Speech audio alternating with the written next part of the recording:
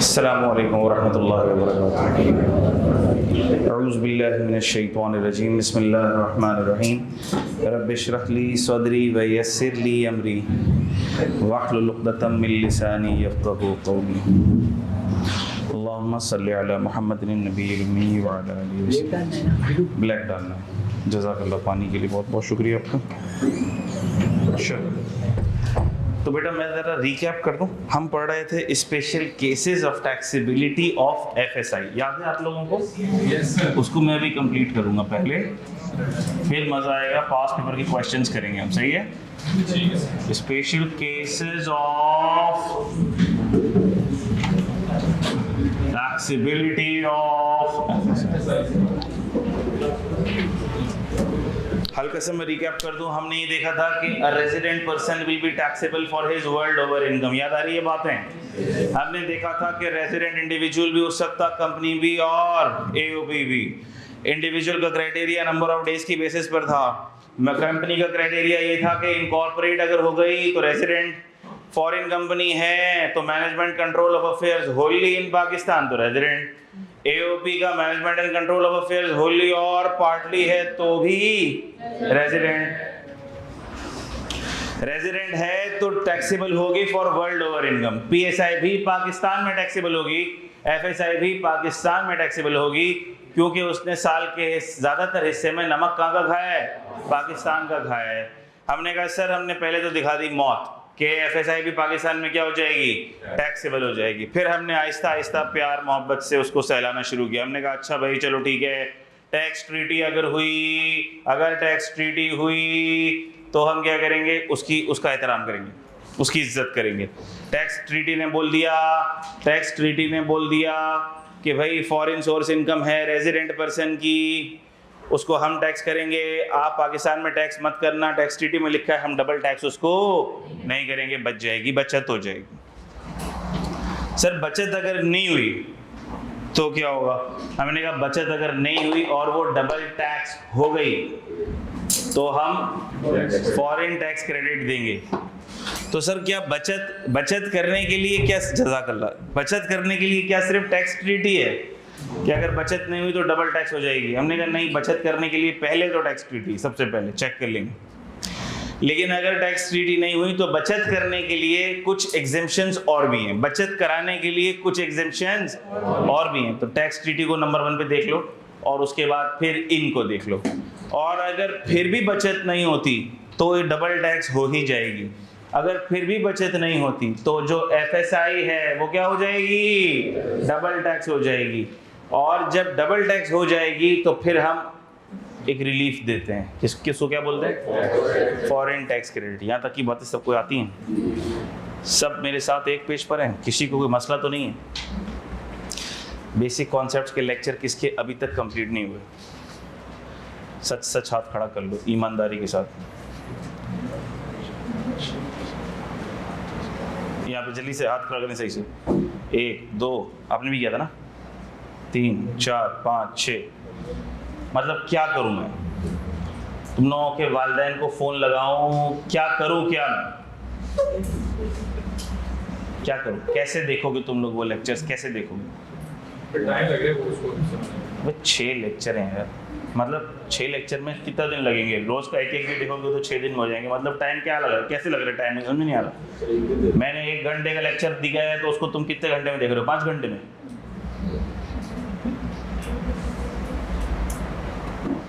क्या कर रहे हो यार? ऐसे थोड़ी चलेगा। तुम लोग वादा पूरा ही नहीं कर रहे हो। तुम लोगों ने बोला था वादा हम सब देख लेंगे। कोशिश तो कर रहे हैं ना। जबर पे क्या कर रहे हैं? बड़ा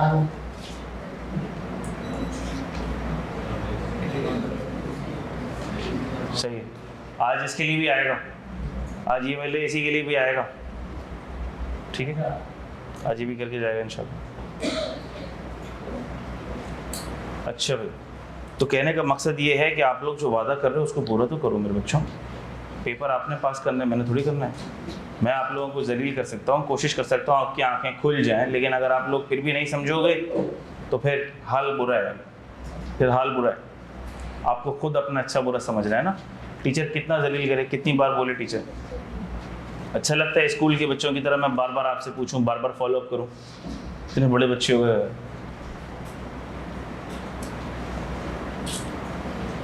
ये बस लास्ट वीक है, लास्ट वीक भी नहीं, हो जाएगा 2-3 दिन आप और ले लो बस। हो जाएगा। फिर मैं 2 दिन बाद पूछूंगा, मैं जुम्मे को आपसे पूछूंगा, जुम्मे तक हो जाए आप लोग, क्योंकि अभी स्पीड बढ़ जाएगी। अभी थोड़ा सा ज़रा जैसे ही आप बचपन से निकल के लड़कपन की तरफ जाओगे, टैक्स में स्पीड बढ़ जाएगी। फ्राइडे, सैटरडे, संडे लगातार पे दर पे क्लासेस होंगी। फिर बात ये है कि आगे बढ़ना है, उसको करने का टाइम नहीं मिलेगा आपको। कोर्स बड़ा है, कोर्स बड़ा है और हमें उसको अच्छे से कवर करना है। मैं नहीं चाहता कि कोई इसमें वीकनेस रह जाए आप लोगों के कॉन्सेप्ट में। बात समझ आ रही है? तो हमने देखा कि टैक्स ट्रीटी के बाद पहली बचत का जो तरीका था, पहली जो बचत थी हमने देखी थी शॉर्ट टर्म रेजिडेंट के लिए। याद आ रही है आप लोगों को? शॉर्ट टर्म रेजिडेंट का क्राइटेरिया था, जो कि आपने याद अल्लाह के फजल से कर लिया होगा, घर जाके याद कर लिया होगा ना। तो अब मैं जिससे पूछूंगा वो मुझे बता देगा शॉर्ट टर्म रेजिडेंट का क्राइटेरिया क्या था। याद तो आप लोगों को सभी होता है। आप बता दो बेटा क्या था क्राइटेरिया शॉर्ट टर्म रेजिडेंट का। आपके पीछे, आप नहीं, आपके पीछे ये कोने वाला जिसे दीवार से लगा दिया गया है जी। शॉर्ट टर्म रेजिडेंट के लिए सबसे पहले रेजिडेंट होना चाहिए। क्या होना चाहिए? रेजिडेंट होना चाहिए। उससे भी पहले कुछ होना चाहिए। रीजन ऑफ एम्प्लॉयमेंट के लिए इंडिविजुअल होना चाहिए। शॉर्ट टर्म रेजिडेंट का बेनिफिट किसको मिलेगा? इंडिविजुअल को मिलेगा। सबसे पहले क्या होना चाहिए? अब आगे बताओ। उसके बाद सब बाकी सब खामोश। जिससे पूछा जाएगा जवाब वही देगा, लुकमा भी नहीं देगा, पीछे से भी कोई लुकमा नहीं देगा, बराबर से भी कोई लुकमा नहीं देगा, प्लीज। उसके बाद fully for reason of employment आया हो और उसका जो कॉन्ट्रैक्ट टाइम है वो physical stay in Pakistan. Contract का टाइम ये अल्फाज नहीं है, लॉ में कहीं भी अल्फाज नहीं है। ये जो गलती ये कर रहा है ये तुम लोग भी करोगे। अगर इस गलती पे मैं इसको टोक रहा हूँ तो इसका शुक्रिया अदा करो कि इसने ये गलती कर ली, क्योंकि ये गलती तुम भी करोगे। तो सुन लो ये क्या गलती कर रहा है, ताकि तुम ना करो, और इसका एहसान मानो कि इसने ये गलती कर ली तो तुम्हें इस्लाह का मौका तुम्हें मिल गया। तो कभी भी मैं किसी बच्चे से कोई चीज़ पूछूं और वो गलत बताए तो खबरदार, जो उसका मजाक उड़ाया है खबरदार। हम सब यहाँ सीखने के अमल में बैठे हैं, कोई मसला नहीं है, गलत बता रहा है, वो जो गलत बता रहा है ना उसका एहसान मान लो तुम, क्योंकि उसने गलत बता के आज तुम्हारे दिमाग में वो गलती डाल दी है, ये नहीं करनी। अब तुम्हें कुछ याद रह ना रहा है, ये ज़रूर याद रहेगा कि एक बच्चा था उसने ये बताया था और सर ने उसको टोक दिया था, ये गलत है। बात समझ आ रही? तो कॉन्ट्रैक्ट का पीरियड कहीं लिखा हुआ लॉ में ये लिखा हुआ फिजिकल। एक तो ये कि resident, individual resident solely for the region of employment and his physical stay in Pakistan does not exceed 3 years। अगर ऐसा हो गया तो क्या एग्जेम्पशन मिलेगी ये बताओ आप। एग्जेम्पशन ये मिलेगी कि उसकी जो एफएसआई होगी ना वो डबल टैक्स में वो उसको एग्जेम्पशन मिलेगी उसकी एफएसआई। और आगे कोई बात? और अगर 2 बातें जिसमें हमारे कोई एग्जेम्पशन नहीं मिलेगी, वो ये कि अगर उसकी एफएसआई पाकिस्तान में ब्रॉड और रिसीव हो रही है Good. तो उसको एग्जेम्पशन नहीं मिलेगी। गुड। और वो पाकिस्तान में आने का उसका मोटिव ये कि मुझे बिजनेस स्टैब्लिश करना है, तो भी उसको एफएसआई को एग्जेम्पशन नहीं। Very good, very good. अब ये तुमने बहुत अच्छा एक्सप्लेन किया, लेकिन अब इसकी ड्राफ्टिंग भी करनी है हमने, सही है? तो हमारी कोशिश हो कि हम जो भी एक्सप्लेन करें उसको इंग्लिश में करें, ठीक है? मुझे उम्मीद है तुम इसको इंग्लिश में भी ठीक लिखोगे, कॉन्सेप्ट तुम्हारे बिल्कुल ठीक है। अभी हमें ड्राफ्टिंग बहुत सारे सवालों की करनी है, तो हमारी ड्राफ्टिंग अच्छी होनी चाहिए। उसके लिए हमें चाहिए अंग्रेज़ी। अंग्रेज़ी में लिखते हुए जो है ना हम डी ट्रैक हो जाते हैं, वो नहीं होना, ठीक है? और कौन बच्चा है जो शॉर्ट टर्म रेजिडेंट का क्राइटेरिया खुद से वॉलंटियर करेगा बताने के लिए? तुम बताओ। Second last draw. हाँ, नाम क्या बेटा? इस्माइल। पहले इंडिविजुअल होना चाहिए, रेजिडेंट होना चाहिए, और दूसरा है solely for the reason of employment है, और तीसरा है physical stay in Pakistan not exceeding 3 years। ठीक है। Exemption will not be applied if the receive or brought FSI brought received in Pakistan, और दूसरा है any business established in Pakistan। Very good। ख़वातीन में से भी कोई फ़र्ज़ किफ़ाया पूरा कर दे, कौन कर देगा? आप बता दें बेटा। जी जी। शॉर्ट टर्म रेजिडेंट का क्राइटेरिया पाकिस्तान में stay solely for the reason of Pakistan में उसका स्टेज ओवर 3 इयर्स से ज़्यादा डज नॉट एक्सीड 3 इयर्स, तो होगा क्या? एग्जेम्पशन किस पे मिलेगी बेटा? FSI पे, which is not brought received in Pakistan, ठीक है। और this exemption will also not be applicable to business established in Pakistan. बिल्कुल सही, ये वाला सही कराना पड़ेगा, इसके बगैर मज़ा नहीं आ रहा, बात नहीं बन रही। आज इसको करवा लो प्लीज़, ठीक है, जज़ाकल्लाह। अच्छा, गुड हो गया। अब हमारे पास अगली एग्जेम्पशन है foreign source income of a returning expatriate. Number 2, FSI of a returning expatriate. Returning expatriate कौन होता है? मैंने आपको बता दिया था, हमारा जो सिटीजन ऑफ पाकिस्तान है, पाकिस्तानी नेशनल जिसको हम कहते हैं, सिटीजन ऑफ पाकिस्तान, वो बाहर चला गया, दूसरे किसी कंट्री में चला गया और उसने बाहर काफ़ी साल गुजारे होंगे, जाहिर सी बात है, चाहिए। अब वो बाहर काफ़ी सारे साल गुजार के यहाँ पर आ रहा है, और से सुन लोगे तो याद हो जाएगा, याद करना नहीं पड़ेगा। बहुत सारे साल गुजार के पाकिस्तान वापस आ रहे हैं, जैसे मैंने आपको मिसालें दी थी। एक बंदा है, बहुत साल के लिए काम पे चला गया, वो मिसाल ले रहा हूँ मैं ऐसे समझाने के लिए, कुछ मिसालें मैं इसलिए लेता हूँ ताकि आपके दिमाग में कॉन्सेप्ट चिपक जाए, याद रह जाए आपको। अब वो ज़रूरी नहीं है कि वो आपके दिमाग में, मैं ऐसे खाका बना देता हूँ कि एक बुज़ुर्ग है, वो जा चुका है, उसने पूरी ज़िंदगी वहाँ गुजार दी, अब वो बूढ़ा हो गया है, उसके बच्चे सब शादी करके सब छोड़ छाड़ के चले गए हैं, अब वो जो अंकल आंटी हैं वो पाकिस्तान वापस आ रहे हैं, ऐसे सिर्फ आपको विजुअलाइज कराने के लिए। अभी ज़रूरी नहीं है अंकल आंटी वापस आएंगे तो ही उनको ये एग्जेम्पशन मिलेगी, वो थोड़ी सी जवानी में भी आ जाएंगे तो भी मिलेगी उनको एग्जेम्पशन। एक सिर्फ बिठाने के लिए कि सर ने तो वही एग्जाम्पल दी थी तो एग्जेम्पशन तो उसी पे मिलेगी, अंकल होने चाहिए उसके लिए। नहीं भाई, लॉ में अंकल नहीं लिखे हुए, सर की एग्जाम्पल में अंकल ज़रूर थे, लेकिन लॉ में अंकल की डेफिनेशन नहीं गिवन है, अंकल का लफ्ज़ भी गिवन नहीं। आंटी भी हो सकती है, अंकल भी हो सकते हैं, आंटी भी हो सकती है, सही। और ज़रूरी नहीं है कि वो अंकल आंटी हो तभी उनको रियलाइज़ हो कि पाकिस्तान आना है, हो सकता है कोई 5-6 साल गुजार के वापस आ जाए, उसको एहसास हो जाए मेरा मुल्क है, क्या ख्याल है, अंकल ना हो। तो कहने का मकसद मैं सिर्फ विजुअलाइज़ कराने के लिए, ताकि आप उसका खाका जहन में बना लो, बिठा लो, उस दुनिया के अंदर चले जाओ, ख्वाब में भी आपको वही अंकल नज़र आ रहे हो, बेटा मुझसे गलती हो गई, तू मत जाना, सही है। तो अब वो अंकल बहुत सारे साल गुजार के अब वो वापस आ रहे हैं, उन्होंने बोला भाई कब्र जो है ना वो मेरे अपने मुल्क में बने, अच्छा है, मौत मुझे वहाँ आए, पाकिस्तान की कब्रिस्तान में आए, ताकि लोग जो फातिहा पढ़ने के लिए आते हैं तो मुझे भी थोड़ा सा सवाब मिल जाए। वहाँ पे गोरों की कब्रिस्तान में दफन होगा तो फिर समझ लो ना, मसले मसाइल हो जाएंगे काफ़ी। तो वो पाकिस्तान आ गए इनके, तो वो आ तो गए पाकिस्तान, उन्होंने बोला मेरा मुल्क, मेरे अपने, मेरे लोग, मेरा वतन, पाकिस्तान आ गए। जैसे ही उनको हुए 183 डेज, फ़ोन पे बेल बजी, फ़ोन उठाया, उन्होंने बोला अंकल वेलकम टू पाकिस्तान। बेटा बहुत शुक्रिया आपका, आप कौन बात कर रहे हैं? मैं FBI से बात कर रहा हूँ। आपको 183 डेज हो गए, अब आप रेजिडेंट हो गए हैं। अच्छा भाई रेजिडेंट हो गया हूँ तो उससे क्या होगा? अब आपकी वर्ल्ड ओवर इनकम पे टैक्स कहाँ लगेगा? पाकिस्तान में। तो आपने सारी ज़िंदगी कनाडा में गुजारी, वहाँ पे आपका एक फ्लैट है, वहाँ से रेंटल इनकम भी आ रही है, आपका कनाडा में बैंक अकाउंट भी है, वहाँ पे सूदी इनकम भी आ रही है, तो वो सब हमें बताओ, क्योंकि अब तुम बन गए हो क्या, और तुम्हारी FSI पे भी टैक्स कहाँ लगेगा? पाकिस्तान में। अब अंकल परेशान होना शुरू हो गए, भाई मैं तो तुम लोगों को अपना समझ के आया था, तुम लोग तो मेरे वहाँ के माल को अपना समझने लग गए, मेरे वहाँ के माल पे मैं तुमको यहाँ क्यों टैक्स दूंगा? भाई आप रेजिडेंट हो गए अंकल, अब आप रेजिडेंट हो गए, उस पे भी तो टैक्स लग रहा है ना। मेरा बच्चा तो वहाँ पे भी लग रहा है, तो ये बात पहले हो चुकी ना, 2 दफा लग सकता है ना भाई, नहीं लग सकता? फिर रेजिडेंट है तो लगेगा।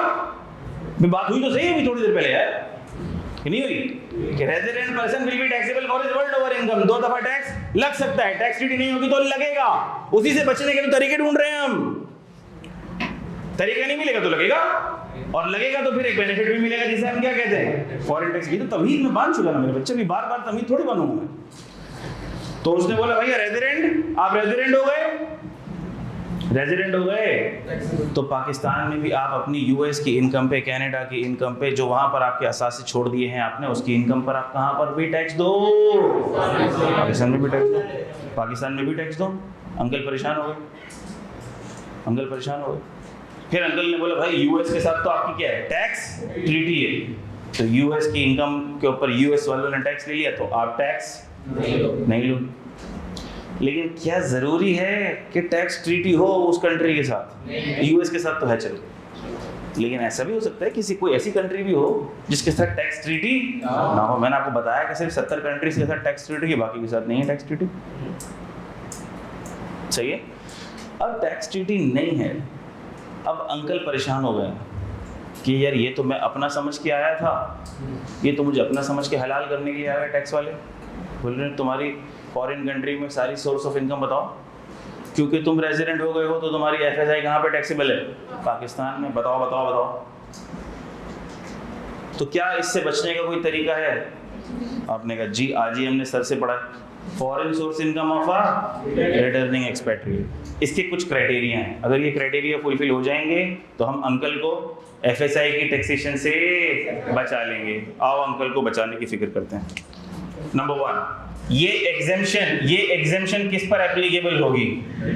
ये एग्जेम्पशन एप्लीकेबल होगी इंडिविजुअल सिटीजन ऑफ पाकिस्तान पर। किस पर एप्लीकेबल होगी ये?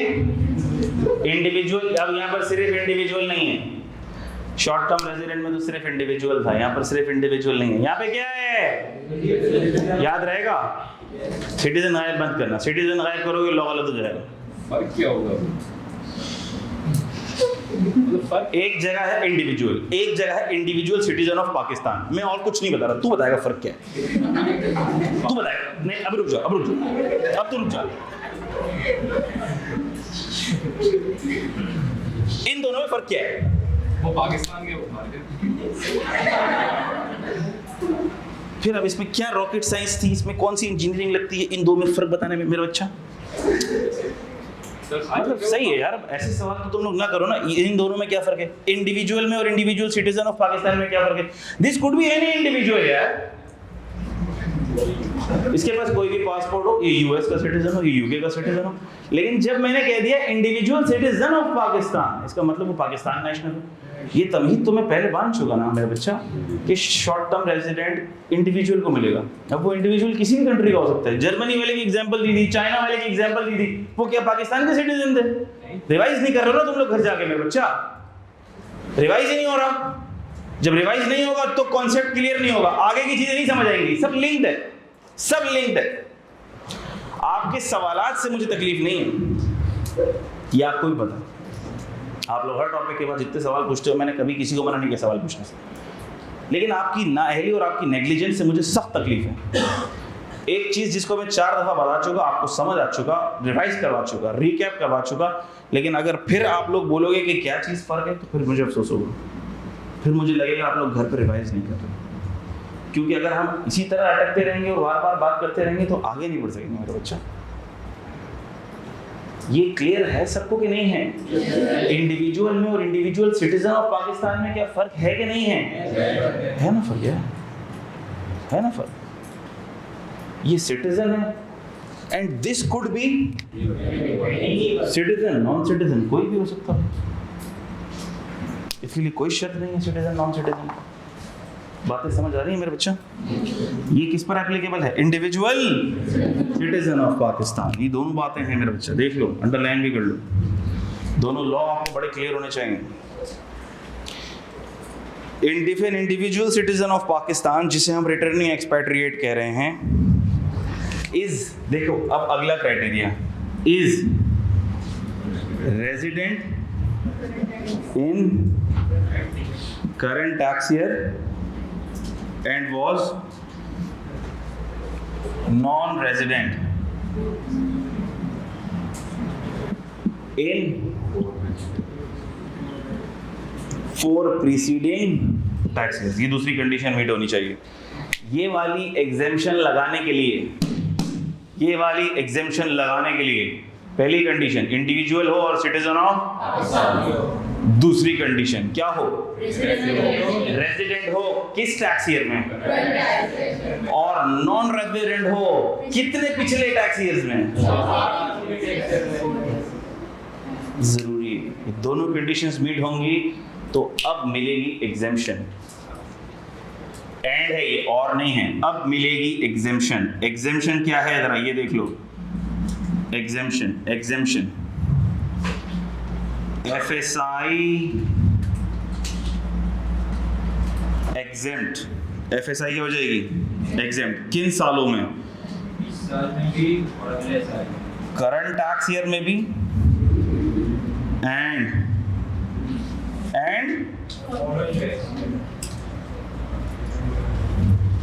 Following tax year. इसको समझना है, गौर से देखेंगे अब और से देखेंगे जरा, इसको समझना है, बहुत इंपॉर्टेंट है। आप यकीन कर लो अगर आपने ये नहीं समझा, अभी जो होमवर्क के क्वेश्चंस आ रहे हैं हम क्लास में भी करेंगे, होमवर्क भी दूंगा, आप लोग ठीक नहीं कर पाओगे। अगर ये citizen, non citizen, resident, non resident की कॉन्सेप्ट आपको क्लियर नहीं होंगे, आप सवाल ठीक नहीं कर पाओगे। हर अटेम्प्ट में इस टॉपिक से ऑलमोस्ट एग्जामिनर सवाल दे रहे, पूरे टैक्स में कोई चीज़ अनइम्पॉर्टेंट नहीं जिससे सवालात ना आते हों। और अगर आपको ऐसा लगने लगे कि कोई चीज़ अनइम्पॉर्टेंट है तो ये समझ लेना अब सवाल उसी से आएगा, इससे आज तक नहीं आया अब इसी से आएगा, और जिससे आ रहा है वो तो है इम्पॉर्टेंट।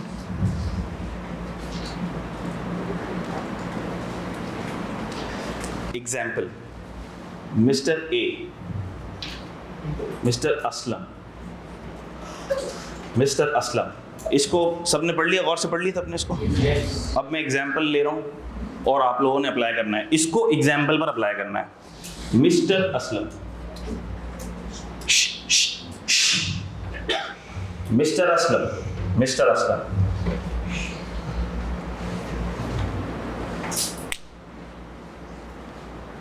कुछ होते हैं एथिक्स, अगर आप में वो नहीं है ना तो सीए पढ़ने का कोई फायदा नहीं। अगर आप में एथिक्स नहीं है तो सीए करने का कोई फायदा नहीं।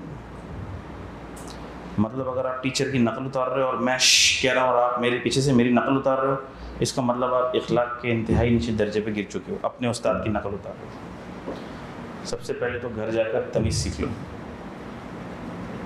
उसके बाद सीए करना। सीए करना फ़र्ज़ थोड़ी है, इखलाक सीखना, तमीज़ सीखना, दीन सीखना, उस्ताद का अदब सीखना, ये फ़र्ज़ है। सीए करना फ़र्ज़ नहीं है, नहीं होगा कोई मसले की बात नहीं है। जितने नसीब में रिस्क लिखा है उतना तो मिल के ही रहेगा, चाहे सीए करो कि ना करो। लेकिन ये अगर चीज़ें तुम्हारे अंदर नहीं आई ना तो अल्लाह को क्या मुँह दिखाओगे कि हमने अपने वालिदैन की तमीज़ करना नहीं सीखी, हमने अपने उस्ताद की तमीज़ करना नहीं सीखी। क्योंकि जो उस्ताद की तमीज़ नहीं कर रहा, जो उस्ताद की इज़्ज़त नहीं कर रहा, माज़रत के साथ वो घर में अपने वालिदैन की भी एहतराम और तमीज़ नहीं कर रहा, वो घर में वालिदैन का भी एहतराम नहीं कर रहा। ये सिर्फ क्लास के अंदर कंडक्ट नहीं है उसका, ये आम जिंदगी में भी उसका यही कंडक्ट है। मैं तो पीछे मुड़ जाऊंगा, मुझे पता नहीं चलेगा, लेकिन ए मेरे दोस्तों, मेरे पीछे से जिसने आवाज़ निकाली ना, तुम्हारे साथ अगर बैठा होगा तुम्हें ज़रूर पता लग गया, उससे दोस्ती और नाता ख़त्म कर देना, उससे दोस्ती और नाता ख़त्म कर देना। क्योंकि तुम्हारे अंदर भी यही बात आ जाएगी अगर तुम उसके साथ दोस्ती रखोगे तो, क्योंकि उसको उस्ताद की तमीज़ ही नहीं। मुझे पता होना ज़रूरी नहीं है, मेरी सेहत पर कोई फ़र्क नहीं पड़ेगा, कोई फ़र्क नहीं पड़ेगा मेरी सेहत पर, ठीक है। हंसी मजाक होगा मैं करूँगा, आप नहीं करोगे। कोई भी बात होगी उसमें कोई जोक मारना होगा वो मैं मारूंगा, आप नहीं मारोगे, आपको अलाउड नहीं है। दूसरी बात, किसी ने गलत बताया उसको मैं जलील कर रहा हूँ, आप उसको कुछ नहीं बोल सकते हो, वो मेरा शागिर्द है, मैं कुछ भी करूँ उसके साथ, आप कुछ नहीं बोल सकते, आप हंस भी नहीं सकते उस पर, आप उसको टॉन्ट भी नहीं कर सकते। अगर आपने ऐसा किया ना, वो पास होगा, आप फेल होगे, देख लेना, देख लेना। ये तो हम देखते हैं, जो दूसरे का मजाक उड़ाता है तो फेल कोई होता है, जिसका मजाक उड़ाया जाता है शरीफ बच्चा, वो पास होकर दिखा देता है, बोलता है मैं पास होकर दिखाऊंगा, वो दिल पे ले जाता है। चलो मैंने गलत बताया सर को, मुझे शर्मिंदगी हो रही है, मैं और पढ़ूंगा, मेरे बच्चों ने मजाक उड़ाया, वो पास हो जाता है, मजाक उड़ाने वाले फेल हो जाते हैं। किसी को डांट रहा हूँ, मैं डांट सकता हूँ, आप कुछ नहीं बोल सकते हो। यार क्या गलत बता रहे, बेवकूफ़, ये क्या कर रखते हैं, मैं बोल दूँ उसको। और उस्ताद की डांट खुशकिस्मत लोगों को मिलती है, उनकी ज़िंदगी संवर जाती है। तो दिल पे नहीं लेना, मैं तुमको डांटूँ दिल पे नहीं लेना। किसी को भी डांटूँ, किसी से सवाल किया, उसने गलत जवाब दे दिया, मैंने कुछ थोड़ा सा डांट दिया, इससे परेशान नहीं होना है। इससे हम सब सीख रहे हैं ना, हम सब सीखने के अमल में, कोई मसला थोड़ी है। अच्छा है, मैं इसलिए कभी आपको बोल देता हूँ कि आपको याद रहे वो बात। अब मिसाल के तौर पर इसको ये सिटीजन वाला पॉइंट कभी नहीं भूलेगा, ये कभी नहीं भूलेगा। तुम लोग भूल जाओगे, ये नहीं भूलेगा। क्या ख्याल है, बात समझ आ रही है? एथिक्स, अखलाक, टैक्स पढ़ना, पढ़ो नहीं पढ़ो मेरी बलस, अच्छे इंसान बन जाओ। ऐसी हरकतें ना करो, ऐसी हरकतें ना करो कि लोग बोले यार सर मुनीर का शागिर्द है, सर मुनीर का स्टूडेंट है, फिर भी इसमें अखलाक नहीं है, ये मेरे लिए गाली है। ये सर मुनीर का स्टूडेंट है, इसको टैक्स नहीं आया, कोई मसला नहीं है, मैं बोलूँगा कोई इशू नहीं है। ये सर मुनीर का स्टूडेंट है, यार कितना बद अखलाक है, ये मेरे लिए गाली है। ये इंसल्ट नहीं करवाना मेरे भाई किसी के सामने। मिस्टर असलम, टैक्स ईयर 25, गौर से देखना, पिछले 4 टैक्स ईयर में क्या होना चाहिए, ये नॉन रेजिडेंट। तो पिछले 4 टैक्स ईयर में टैक्स ईयर 24 भी आएगा, टैक्स ईयर 23 भी आएगा, टैक्स ईयर 22 भी आएगा और टैक्स ईयर 21 भी आएगा। और इन सारे टैक्स ईयर्स में ये क्या होना चाहिए, नॉन रेजिडेंट होना चाहिए। एग्जेम्पशन लगानी है ना, तो ये नॉन रेजिडेंट होना चाहिए। यानी मैंने एग्जाम्पल तो बुजुर्ग की दी थी, बाबा की दी थी, लेकिन अगर कोई 6 साल बाद भी बाहर से वापस आ रहा है तो वो भी इस एग्जेम्पशन से फायदा उठा सकता है। Non resident, non resident, non resident, non resident. Tax year 2025 के अंदर, टैक्स ईयर 2025 के अंदर 1 जनवरी, जिससे पूछूंगा वही जवाब देगा और बाकी कोरस में कोई जवाब नहीं देगा। 25 को वो पाकिस्तान आ गया और ये करंट टैक्स ईयर है, ये करंट टैक्स ईयर है और ये उसके बाद फॉलोइंग टैक्स ईयर है। ऐसा ही है, फॉलोइंग टैक्स ईयर। तुम बताओ किन 2 टैक्स ईयर में इसकी फॉरेन सोर्स इनकम एग्जेम्प्ट होगी?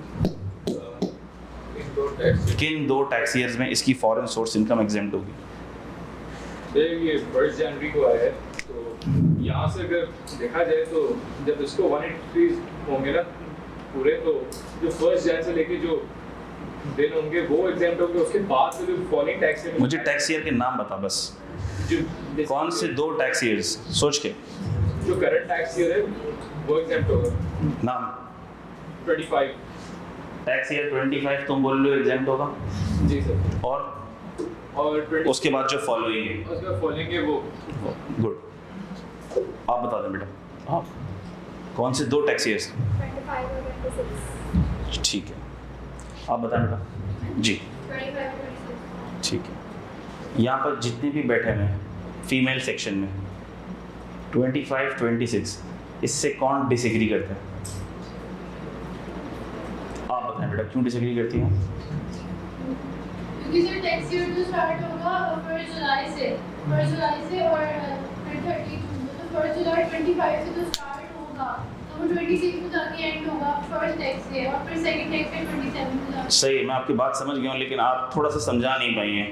आपकी मैं बात समझ गया जो आप कहना चाह रही हैं। जी बेटा, आपने भी हाथ उठाया था। सर इसका जो टैक्स है 25 से ही 30 जून 25 को खत्म होगा। अगर हम 1 जनवरी से 30 जून तक काउंट करें तो 183 डेज नहीं बनते। Very good, very good, very good.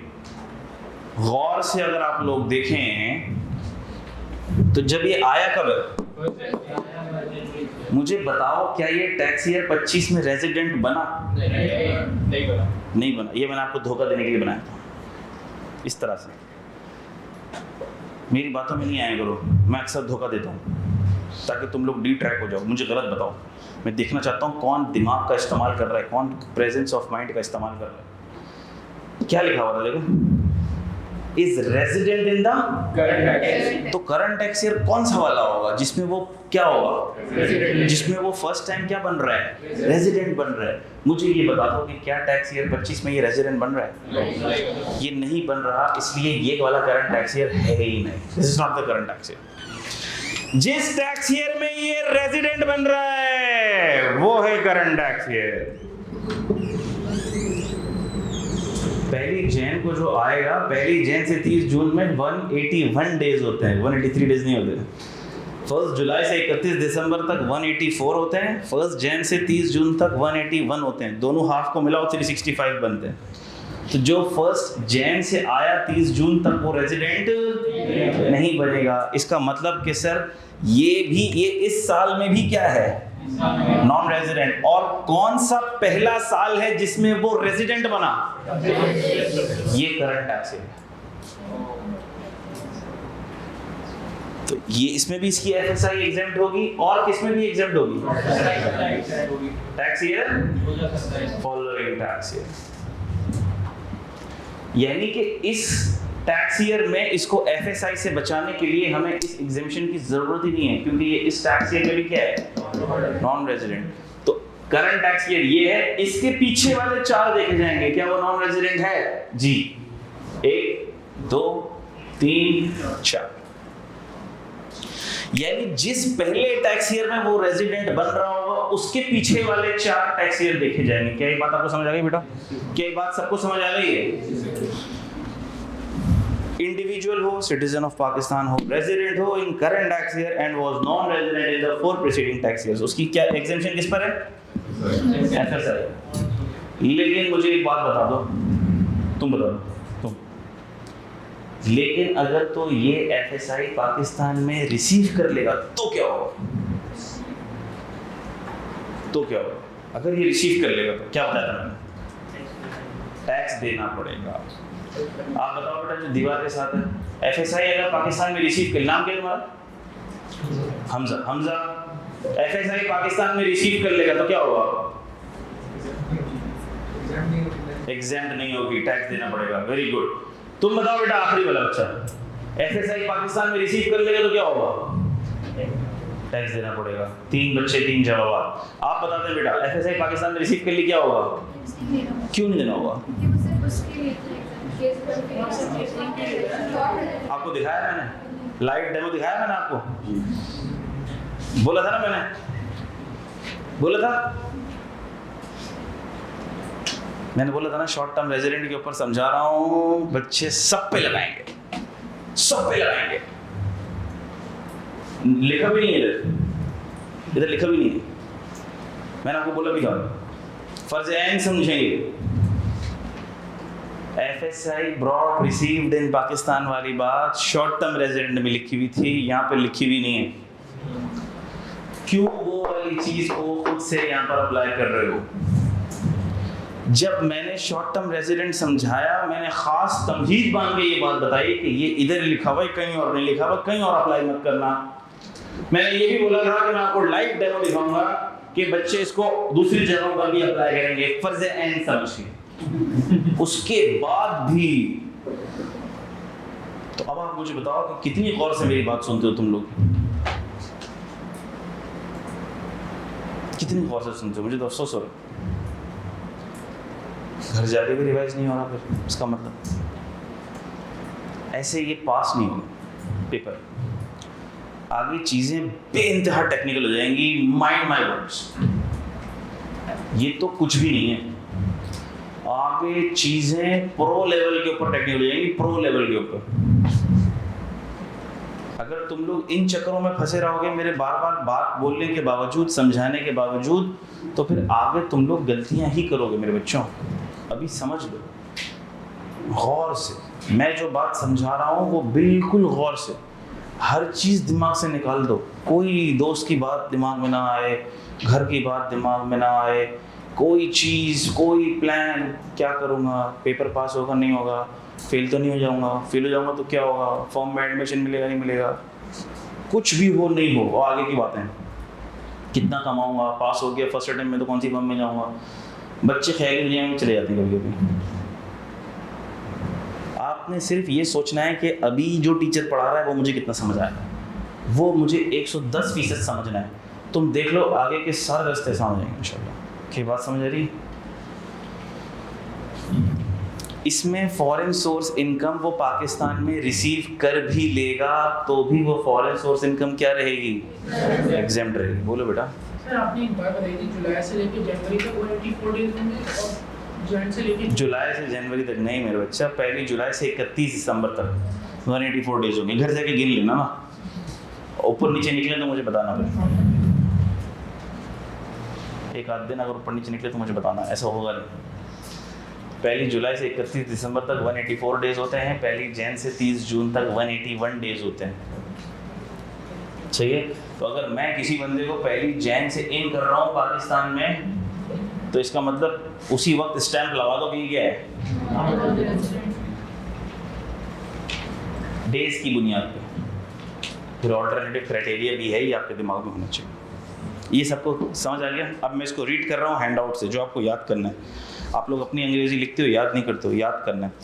Foreign source income of returning expatriate, if an individual citizen of Pakistan returning expatriate, जो बाहर जाके वापस आ रहा है, is resident in the current tax year but was non-resident in the 4 preceding tax years, his FSI shall be exempt in the current tax year and in the following tax year। क्या ये बात सबको समझ आ रही है? कोई बच्चा इसको कंफ्यूजन? रब कर रहा हूँ, कर दूँ रब?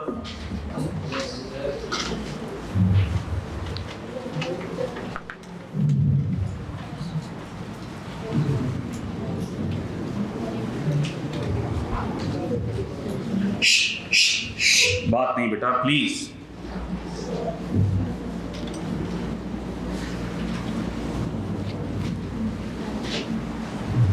मैंने आपको पहले ही बताया था, टीचर समझाएगा, आप लोग बातें करोगे, कॉन्सेप्ट निकल जाएगा दिमाग से। क्योंकि आपकी बातों से आप लोग डिट्रैक हो जाओगे, आपका माइंड डाइवर्ट हो जाएगा। फॉरेन सोर्स सैलरी,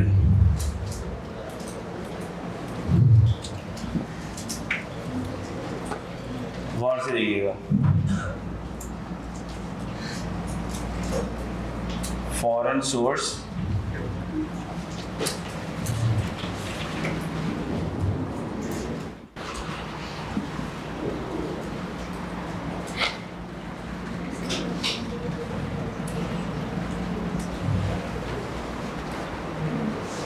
क्या लिखा है मैंने? इससे पहले हमने जो दोनों पढ़े उसमें फॉरेन सोर्स इनकम लिखा हुआ था। अभी जो हम पढ़ रहे हैं वो क्या लिखा हुआ है? दोनों के एक ही बात है। मैंने कहा फॉरेन सोर्स इनकम, उसमें फॉरेन सोर्स की सारी इनकम आ गई, सैलरी भी आ गई, रेंटल इनकम भी आ गई, कैपिटल गेन भी, बिजनेस इनकम भी, सब आ गई। लेकिन जब मैं कहूँ कि ये जो एग्जेम्पशन है ये सिर्फ फॉरेन सोर्स सैलरी पर अप्लाई होगी, इसका मतलब कि इससे कोई और हेड ऑफ इनकम फ़ायदा नहीं उठा सकता। लेकिन जब लिखा हुआ है फॉरेन सोर्स इनकम, इसका मतलब उससे हर हेड ऑफ इनकम फ़ायदा उठा सकता है। ये बात समझ आती है आपको? सैलरी के ऊपर खुसूसी एग्जेम्पशन क्यों दी जा रही है? सैलरी के ऊपर खुसूसी एग्जेम्पशन इसलिए दी जा रही है क्योंकि सैलरीड तबका, सैलरी जो होती है वो बहुत एक टैक्स कंप्लाइंट चीज़ होती है। सैलरी पे टैक्स फ़ौरन काट लिया जाता है, सैलरी के ऊपर टैक्स फ़ौरन काट लिया जाता है, और सैलरीड इंडिविजुअल बेचारा मजलूम होता है। ऑफिस के अंदर बॉस जलील करता है, घर में बेगम। तो हमने कहा ये मजलूम आदमी है। मैं सिर्फ आपके दिमाग में बिठाने के लिए कुछ बातें बता रहा हूँ ताकि आपके दिमाग में रहे। मजलूम आदमी है ये बेचारा, सैलरीड इंडिविजुअल। देखो सैलरीड इंडिविजुअल, एक तो कोई भी बंदा जो सैलरी कमाता होता है ना, आप देखो उसकी सैलरी बाद में मिलती है, टैक्स पहले कटता है। किसी की सैलरी है 3 लाख, उसके अकाउंट में पैसे ही आएंगे 2.5 लाख, 50,000 रुपये हर महीने टैक्स पहले कट जाएगा, सैलरी बाद में आएगी। फिर जो 2.5 लाख सैलरी आएगी, बॉस से पूरा महीना जलील होने के बाद, वो भी बेगम के पास ATM कार्ड होगा, पैसे निकाल लेगी। तो वो बेचारा पहले ही टैक्स कंप्लाइंट है, उसके पास ऑप्शन ही नहीं है टैक्स से बचने का। दूसरी बात, वो मजलूम है। हमने कहा ऐसे मजलूम का साथ देना चाहिए, तो ऐसे मजलूम के लिए हमने क्या निकाल दी? एग्जेम्पशन निकाल दी। आओ देखते हैं ये how this exemption works. Interesting exemption, इसके सवाल भी बड़े इंटरेस्टिंग आते हैं। किस पे कौन सी एग्जेम्पशन लगानी है ये आपको केस के फैक्ट्स देख के पता लगाना पड़ता है। उस पर ये एग्जेम्पशन लग भी रही है या नहीं लग रही है, उसकी कंडीशंस पूरी हो रही हैं या पूरी नहीं हो रही हैं, बस ये आखिरी। इसके बाद क्वेश्चंस शुरू, क्वेश्चंस ही क्वेश्चंस है। फिर इसके बाद गौर से देखिएगा, फॉरेन सोर्स सैलरी ऑफ, इसका मतलब कि ये है तो रेजिडेंट, है तो ये रेजिडेंट। रेजिडेंट से भी पहले इसका मतलब ये है तो क्या, इंडिविजुअल ही सैलरी कमाता है ना भाई, क्या ख्याल है? ऐसा ही है। इसकी दो एग्जेम्पशंस हैं, इस सैलरी की कितनी एग्जेम्पशंस हैं? दो। इसको यूं कह लो कि ये 3 नहीं है, ये 3A है, ये 3A हो क्या? पहले तो इंडिविजुअल, इंडिविजुअल, इंडिविजुअल, और उसने अर्न किया की हो, इंडिविजुअल हो, और दूसरी बात क्या हो, रेजिडेंट, रेजिडेंट। और उसने क्या कमाई हो, और से देखना, फॉरेन सोर्स सैलरी कमाई हो, और उस फॉरेन सोर्स सैलरी, अब मैं मिसाल ले रहा हूं, मैं इंडिविजुअल, मिसाल के तौर पर मिस्टर अकबर है, पाकिस्तान में रेजिडेंट है, क्या है पाकिस्तान में, लेकिन यूके के अंदर भी इसने सैलरी अर्न की है। एग्जांपल लूंगा मैं अभी आपको समझाने के लिए, क्योंकि आप बोल सकते हो सर पाकिस्तान में रेजिडेंट है तो यूके में सैलरी कैसे अर्न की। अभी एग्जांपल लेता हूँ, लेकिन यूके में भी इसने सैलरी अर्न की है, पाकिस्तान का भी रेजिडेंट है, और इसने यूके के अंदर सैलरी अर्न की है, पाकिस्तान का रेजिडेंट है, और यूके के एम्प्लॉयर ने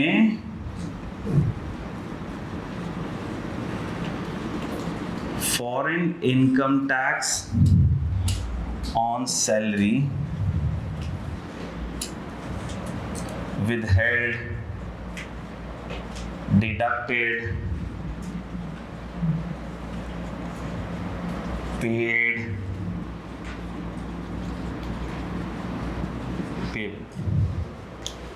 फॉरेन सोर्स सैलरी के ऊपर फॉरेन कंट्री में, यूके में जो एम्प्लॉयर था उसने फॉरेन कंट्री में उसकी सैलरी पर इनकम टैक्स काट लिया, जैसे यहाँ पे भी कट जाता है इनकम टैक्स। कोई भी बंदा सैलरी इनकम अर्न करेगा किसी भी कंपनी में, 3 लाख रुपए सैलरी, उसको अकाउंट में 3 लाख रुपए नहीं आएंगे। ये बातें मैं बता चुका हूँ बेसिक लेक्चर्स में, जिन्होंने देख लिया है उनको ये सारी बातें पता है।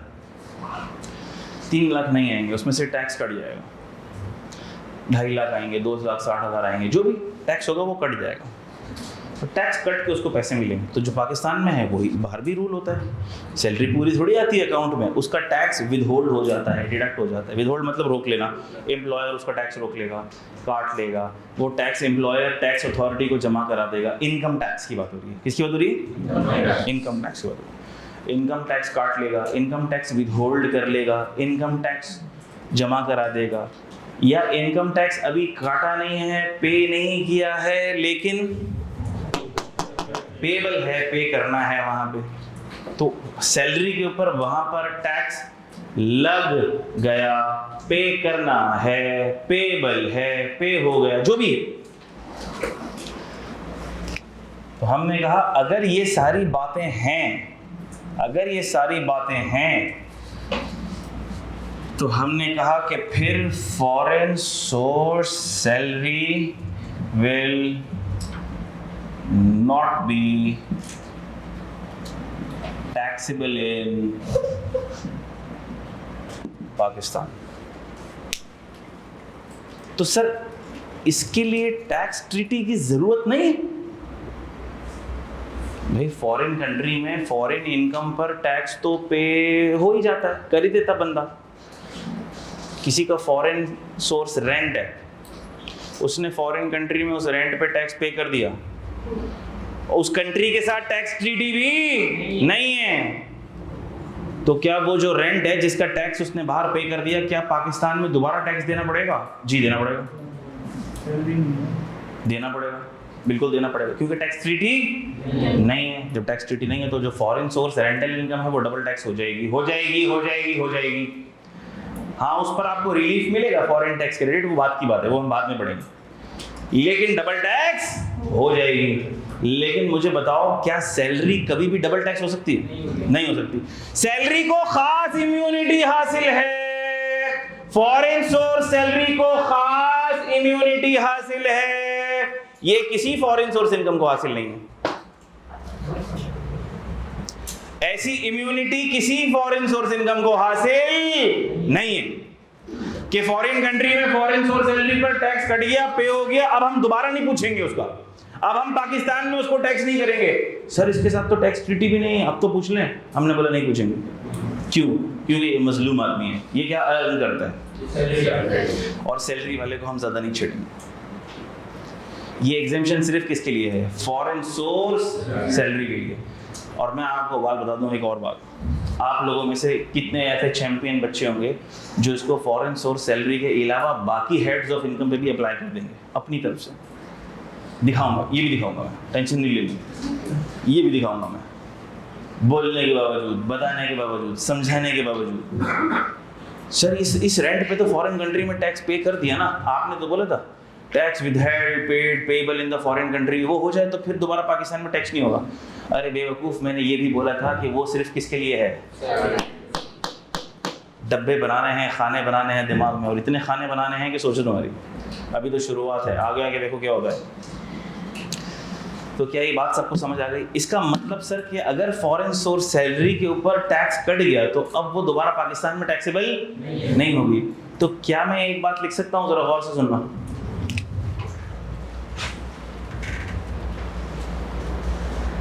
Salary can not be double taxed. क्या ये बात लिख सकता हूँ मैं? यस, लिख सकता हूँ। सैलरी कभी डबल टैक्स नहीं होगी। बात समझ आ गई? Salary can not be double taxed. पढ़ लेते हैं इसको। A foreign source salary received by a resident individual shall be exempt from tax if the individual has paid foreign income tax on such salary or his employer has withheld from the salary and paid to the revenue authority of the foreign country. Revenue authority मतलब जिस तरह यहाँ पे FBR है, वहाँ पर HMRC है, HMRC, UK में HMRC है। As paid to the revenue authority of foreign country in which the employment was exercised। इसकी एग्जाम्पल ले लो, इसकी एग्जाम्पल ले लो भाई। मिसाल के तौर पर ये जो मिस्टर अकबर था, ये जो मिस्टर अकबर था, गौर से देखना, गौर से देखना, गौर से देखना, ये जो मिस्टर अकबर था, ये मिस्टर अकबर था, ये यहाँ पर कहीं 1 नवंबर 24 को पाकिस्तान आ गए, केम टू पाकिस्तान, ठीक है। और ये सारा टाइम इसका कहाँ गुजरा बोलो? पाकिस्तान में। ये है 30 जून 25, ये है 1 जुलाई 24। बोलो क्या ये रेजिडेंट बन जाएगा? ये वाला टाइम जो इसने गुजारा, ये इसने कहाँ गुजारा? यूके में गुजारा। और यहाँ पर इसने मिसाल ले रहा हूँ, महीने के हिसाब से इसने 3000 पाउंड अर्न किए। कितने पाउंड अर्न किए? 3000 पर मंथ इसने अर्न किए। कितने महीने यूके में रहा इस साल? जुलाई, अगस्त, सितंबर, अक्टूबर। जुलाई, अगस्त, सितंबर, अक्टूबर, 4 महीने। तो कितने पाउंड कमाए इसने? 12,000 ना, 12,000 पाउंड कमाए ना भाई। 12,000 पाउंड इसने कमा लिए। उस 12,000 को हमें एक्सचेंज रेट से मल्टीप्लाई करना पड़ता है, जो पाकिस्तान का एक्सचेंज रेट। अभी मैं आपको आसानी के लिए बोल देता हूँ कि मिसाल ले लो 350 का एक्सचेंज रेट है PKR, तो पाकिस्तानी रुपए में कितने बन गई ये सैलरी बोलो ज़रा?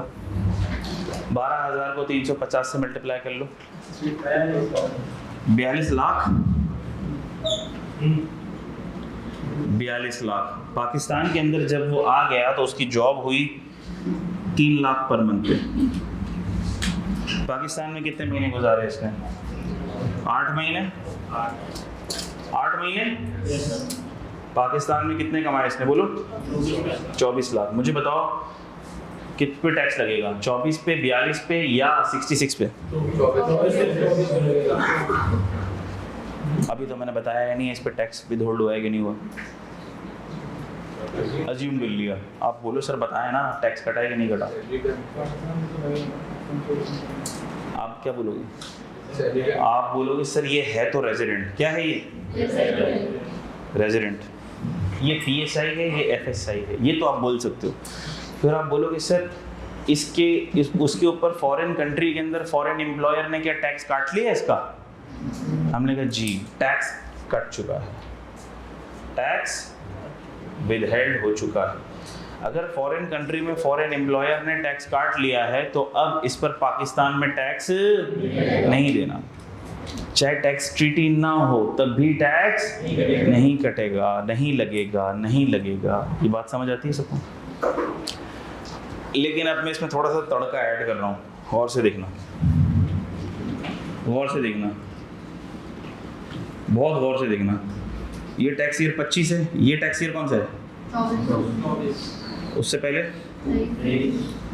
उससे पहले, उससे पहले 21।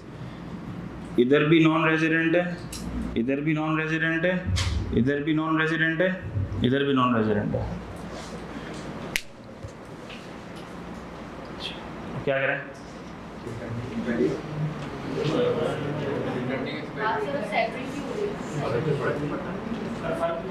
फर्क नहीं पड़ता क्योंकि सैलरी के ऊपर क्या कट चुका है। तो ये अगर रिटर्निंग एक्सपेट्रिएट है तो भी फर्क नहीं पड़ता क्योंकि सैलरी की एग्जेम्पशन के लिए तो रिटर्निंग एक्सपेट्रिएट का होना जरूरी नहीं है। लेकिन अगर ये सैलरी ना होती और ये होता रेंट, फिर हमने कहा कि टैक्स विदहेल्ड है तो क्या उससे कोई फर्क पड़ता? नहीं। हमने कहा सर टैक्स भले विदहेल्ड है, टैक्स ट्रीटी तो नहीं है ना, टैक्स ट्रीटी तो नहीं है ना, तो हम बोलेंगे भाई टैक्स विदहेल्ड होने से कोई फर्क नहीं पड़ता। अब चेक करो कि क्या पिछले 4 साल में वो रेजिडेंट है या नॉन रेजिडेंट है। तो हमने कहा पिछले 4 साल में क्या है? पिछले 4 साल में नॉन रेजिडेंट होने की वजह से ये क्या बन गया? Returning expatriate. अगर तो ये सिटीजन है, क्योंकि हमने नाम अकबर रखा है तो अकबर के नाम से हम ये अज्यूम कर सकते हैं कि ये क्या है? सिटीजन है। अगर ये रिटर्निंग एक्सपेट्रिएट है तो फिर हम इसके रेंट के ऊपर पाकिस्तान में टैक्स नहीं लगाएंगे। क्या बात समझ आ रही है? लेकिन सैलरी की एग्जेम्पशन लगाने के लिए, सैलरी की एग्जेम्पशन लगाने के लिए, सैलरी की एग्जेम्पशन लगाने के लिए हमें रिटर्निंग एक्सपेट्रिएट देखने की जरूरत नहीं है। अगर तो टैक्स कट चुका है, अगर तो टैक्स, एक मिनट रुक जाओ, एग्जाम्पल चेंज। ये यूके नहीं है, ये UAE है और UAE में सैलरी पे टैक्स नहीं होता। UAE में सैलरी पे टैक्स, इसका मतलब कि UAE के अंदर एम्प्लॉयर ने सैलरी पे टैक्स नहीं काटा। UAE में एम्प्लॉयर ने सैलरी पे टैक्स नहीं काटा। ये रेंट नहीं है, सैलरी है थोड़ी देर के लिए। UAE की सैलरी, UAE की क्या है? बस ठीक है, UAE के अंदर भी पाउंड में मिल सकती है, जरूरी नहीं हम दर्ज करें, सारी बातें आपकी माने हम। UAE के अंदर पाउंड में पैसे मिल नहीं सकते क्या? मिल सकते, वैसे दिरहम में मिल रहे होंगे, लेकिन अभी बहुत सारी चीज़ें चेंज करनी पड़ेंगी ना। यही समझो, ये सैलरी कहाँ मिल रही है उसको? दुबई में। क्या करूँगा? क्या मैं इसको पाकिस्तान में टैक्स करूँगा? क्या मैं इस सैलरी को पाकिस्तान में टैक्स करूँगा? क्या मैं इस सैलरी को पाकिस्तान में टैक्स करूँगा? बाकी की सर्कमस्टांसेस सेम है, बाकी के सर्कमस्टांसेस सेम है, बाकी के सर्कमस्टांसेस सेम है, बाकी के सर्कमस्टांसेस सेम है। आप बता दो बेटा क्या होगा? सैलरी पे टैक्स नहीं लगाऊं, सैलरी पे टैक्स नहीं लगाऊं, तुम बताओ। सैलरी पे लगाऊं, उम्मत मुत्तफिक नहीं है, तुम बताओ सैलरी पे लगा दूं? नहीं लगाऊं, रहम आ रहा है। सैलरी तो हो ही नहीं, सैलरी पहले ही वो डिडक्ट, सैलरी पे टैक्स हो ही नहीं सकता। पहले डबल टैक्स नहीं होता था, लेकिन पहले से वो डिडक्टेड होता है। नहीं, अभी जो मैंने सिचुएशन बताई है उसके हिसाब से ये सैलरी पाकिस्तान में टैक्सेबल है या नहीं है? है, ये भाई बोल रहे हैं है। जी बेटा, है कि नहीं है? कौन बोल रहे नहीं? नहीं नहीं है, क्यों बोल रहे हो? सर वो आपने बताया कि प्रेसिडेंट पाकिस्तान में भी वो आया है ना, यदि फर्स्ट 11 को भी आया है। जो बोल रहे हैं सैलरी पे पाकिस्तान में टैक्स नहीं लगेगा, क्यों नहीं लगेगा तुम बताओ?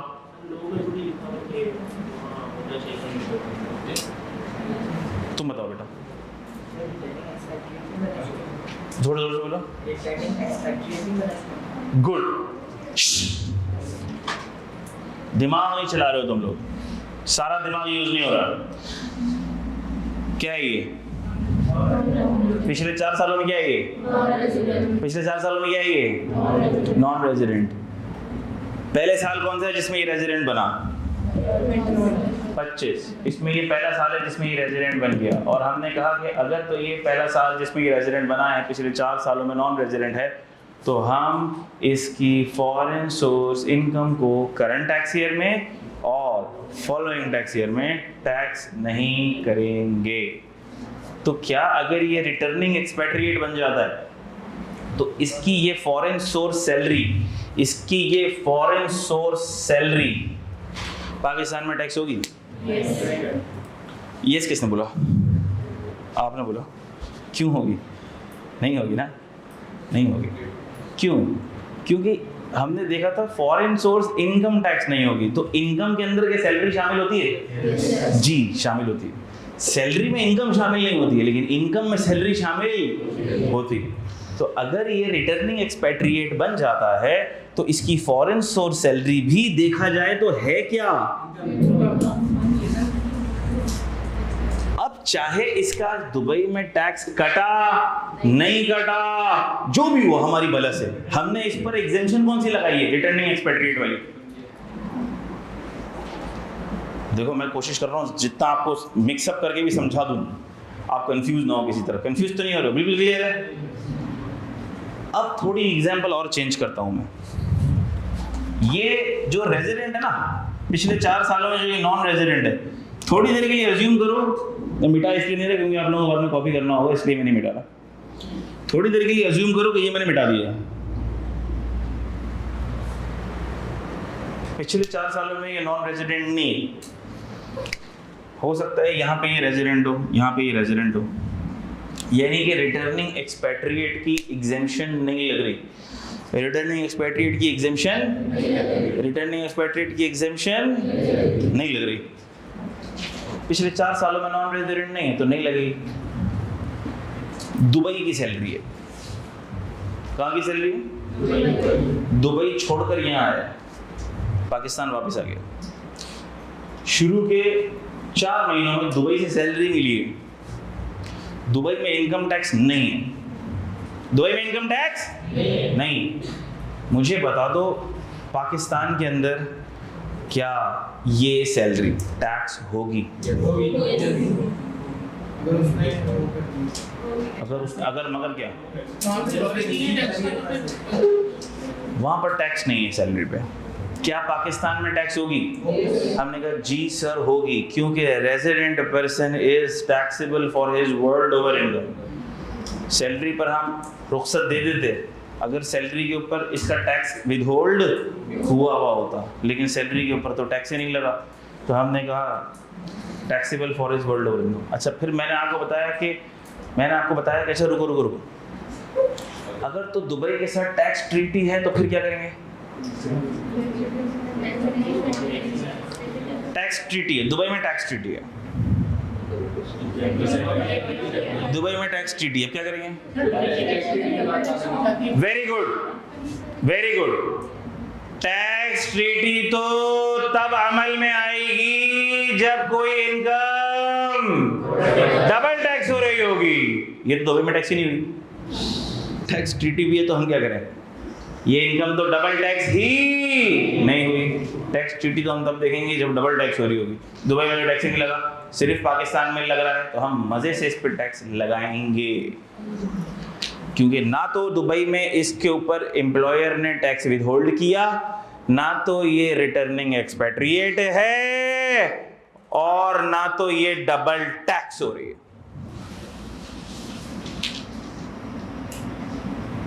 क्या मैं समझा पा रहा हूं आपको सबको? आखिरी बच्चे को भी बातें मेरी समझ आ रही हैं? तो सर फिर ये दुबई की सैलरी पे टैक्स बचाने का क्या कोई तरीका है? हाँ, अगला केस इसीलिए तो है ताकि आपको बचाना सिखा सकूं मैं। पहले मैंने लगा के आपको मैंने बता दिया कि लगेगा तो खतरनाक बात है, मजलूम बना दिया मैंने इसको। पहले देखो बेचारा दुबई में सैलरी कमा रहा है लेकिन इसके ऊपर पाकिस्तान में टैक्स लग गया। अगर ये रेजिडेंट है तो किस पे टैक्स लग गया? दुबई की सैलरी पर पाकिस्तान में टैक्स लग गया, क्योंकि ये पाकिस्तान में क्या है देखो, रेजिडेंट। अब मैं आपको वो तरीका बता रहा हूँ, वो एग्जेम्पशन बता रहा हूँ कि वो रेजिडेंट भी होगा पाकिस्तान में, सैलरी भी दुबई से आ रही होगी, लेकिन वो टैक्स भी, उसके लिए एक स्पेशल एग्जेम्पशन है। आ जाओ, इसमें जो कॉपी करना है कॉपी कर लो, फिर मैं रख करूँगा। कुछ कॉपी करना है इसमें या रख कर दूँ?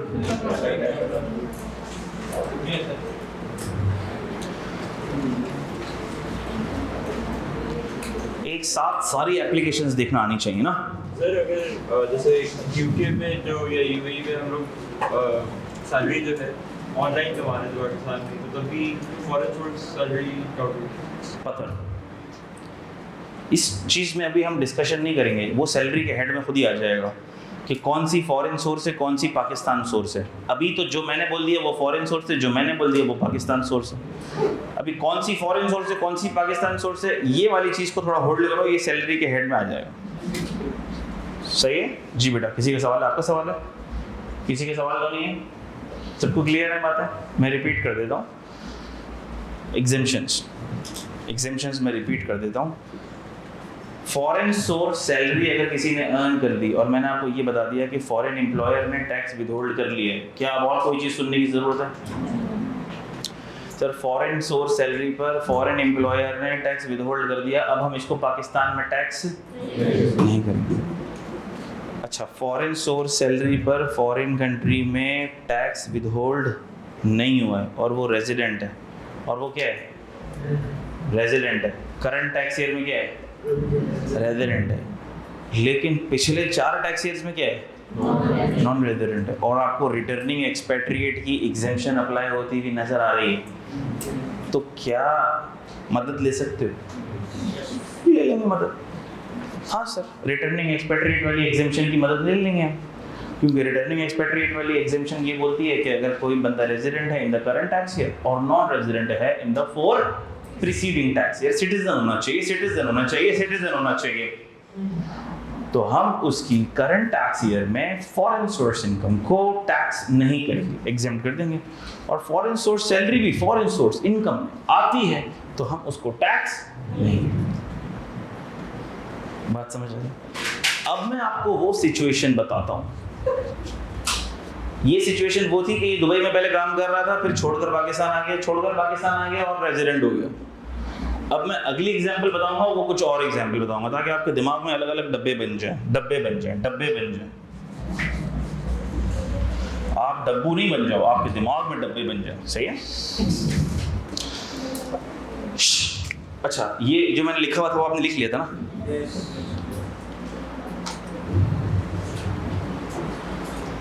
ये एक और एफएसएस की एग्जेम्पशन है, ये एक दूसरी एफएसएस की एग्जेम्पशन है, लेकिन ये भी किसकी एग्जेम्पशन है? फॉरेन सोर्स सैलरी की एग्जेम्पशन है। ये एग्जेम्पशन क्या है?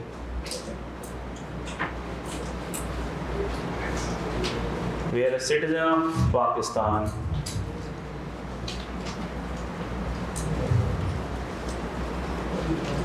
Leaves Pakistan during a tax year and remains abroad during that tax year. तो हमने कहा फिर उसकी जो फॉरेन सोर्स सैलरी है वो क्या हो जाएगा? अब ये मेरा कर दूं?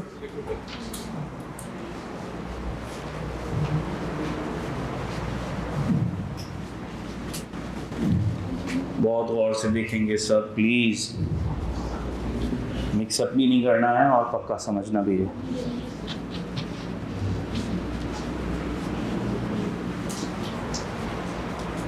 अब ये एग्जाम्पल है मिस्टर समीर की। मिस्टर समीर ये सीए कर रहा था, सीए फाइनल का स्टूडेंट है। और मिस्टर समीर सीए फाइनल का स्टूडेंट था। सीए फाइनल के पेपर्स दिए इसने, और होता ये है, ये बहुत कॉमन होता है बिग 4 में, हमारी फर्म में बहुत कॉमन था, KPMG में था मैं, कि 2 साल के बाद सेकंडमेंट शुरू हो जाती थी, लड़के बाहर जाना शुरू, लड़के काम असाइनमेंट्स के ऊपर लड़कों को बाहर भेजते थे, दुबई, सऊदीया, बहरीन, ओमान, कतर, UK, बाहर जाते थे लड़के सेकंडमेंट्स पे। सेकंडमेंट्स मतलब होता है शॉर्ट टर्म सेकंडमेंट्स, 6 महीने के लिए बाहर चले गए, ठीक है, 8 महीने के लिए बाहर चले गए, फिर वो बाहर काम करते थे, फिर वो वापस फर्म आ जाते थे, यानी ट्रेनिंग के पीरियड में, आर्टिकलशिप में। तो वहाँ पर लड़के इम्प्रेस, अगर अपने काम से इम्प्रेस कर देते थे मिसाल के तौर पर, और ये तो बहुत कॉमन होता था, बहुत कॉमन, जिस लड़के की सेकंडमेंट होती थी ना दुबई में, सऊदीया में, उसकी वहाँ पर जॉब की सेटिंग बन जाती थी। वो दुबई जाता था, सऊदीया जाता था, वहाँ पर 6 महीने काम किया, सारे एनवायरनमेंट को पहचान गया, पार्टनर उसको पहचान गए, टीम उसको पहचान गई। अब जैसे ही उसके 3.5 साल मुकम्मल होते थे, जॉब उसकी, आर्टिकलशिप उसकी ख़त्म होती थी, सऊदीया से उसका ऑफर लेटर रेडी होता था, भाई जैसे ही तेरी आर्टिकलशिप ख़त्म हो, जॉब के लिए कहाँ आ जा, सऊदीया आ जा। 95% लड़के। तो ये ऐसा ही था लड़का मिस्टर समीर। तो मिस्टर समीर की सऊदीया सेकंडमेंट भी लग चुकी थी, और मिस्टर समीर को बस इंतज़ार था कि कब मेरा पेपर सीए फाइनल का पास हो और मैं कहाँ फ्लाई कर जाऊँ, दुबई। मैं कहाँ फ्लाई कर जाऊँ, दुबई। दुबई में इसका ऑफर लेटर रेडी था। टैक्स ईयर 2025, सीए फाइनल के पेपर दिए इसने दिसंबर में। सीए फाइनल का रिजल्ट आया 31 जनवरी को। रिजल्ट आता है, कब आता है रिजल्ट, कब आता है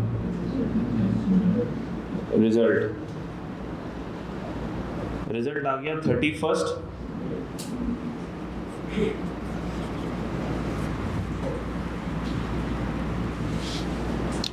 जनवरी को रिजल्ट आया, और 15 फैब को वो UAE फ्लाई कर गया।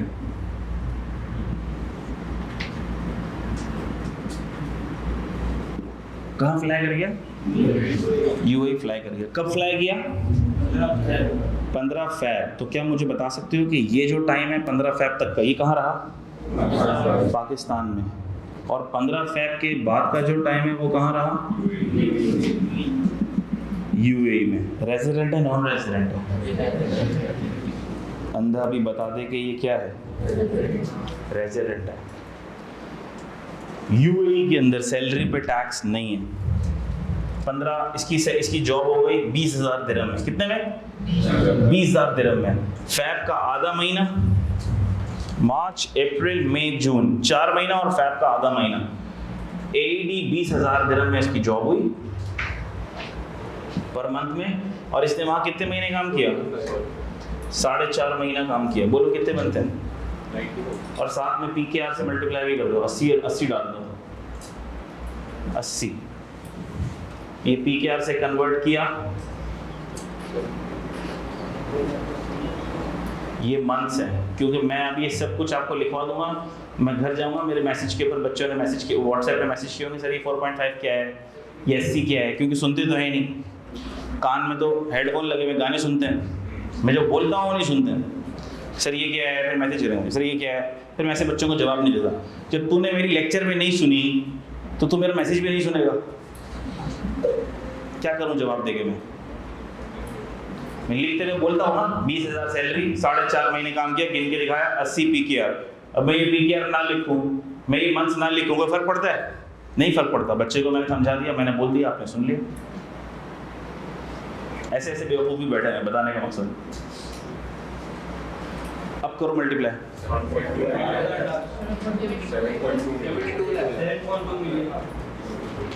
ज़्यादा लगा दी मैंने इसकी सैलरी, तुम लोग सब भाग जाओगे। कम करो इसको, सैलरी को कम करो, सैलरी कम करो। बाहर की मोहब्बत ज़्यादा दिल में नहीं आनी चाहिए। वैसे तो ये भी ज़्यादा होगी। 4.5 महीने में 36 लाख सर, भाग जाएंगे। नहीं, वैसे क्वालिफाई करने के बाद अगर आप दुबई जाते हो तो आपकी कम से कम 15 से 17 के ऊपर लगती जॉब, 10 पे तो नहीं लगेगी। अगर क्वालिफाई करने के बाद जाओगे तो 10 पे तो नहीं लगेगी, ठीक है। 10 पे तो अनक्वालिफाइड जाता है। अगर आप क्वालिफाइड हो तो आपकी मिनिमम 15 पर लगेगी। क्या बेटा? कैफ के बाद वाले की नहीं बोला मैंने, अनक्वालिफाइड बोला है। तो कैफ के बाद सीए फाइनल के कुछ पेपर्स तो पास किए हुए होंगे ना उसने, 3 किए होंगे, 4 किए हुए होंगे, आर्टिकलशिप कंप्लीट की हुई होगी। तो आर्टिकलशिप कंप्लीट की हुई अगर किसी बच्चे ने, उसके पेपर रुके हुए भी हैं तो भी उसको 10 पे तो लगी जाती है, उसकी 10 पे तो लगी जाती है उसकी। अच्छा, अब देखो ना, अब ख्याली ब्लॉग बनना शुरू हो गए। सर अब हमारी फ्लाइट सर वेट कर रही है सर, बस अब अल्लाह हाफ़िज़ सर, एमिरेट्स के अंदर हम जा रहे हैं। अबे भाई एग्जाम्पल समझ रहे भाई, एग्जाम्पल समझ, ये मसला है। थोड़ी सी एग्जाम्पल क्या दे दो अच्छी, बस उधर ख्याली ब्लॉग बनना शुरू हो जाते हैं। अभी सैलरी में तो ये बहुत होता है। अब सैलरी की एग्जाम्पल दे दी मैंने, घर भी मिल रहा है, गाड़ी भी मिल रही है, बच्चा ख्यालों में खो गया। हाँ सर मुझे ही मिल रहा होगा ये।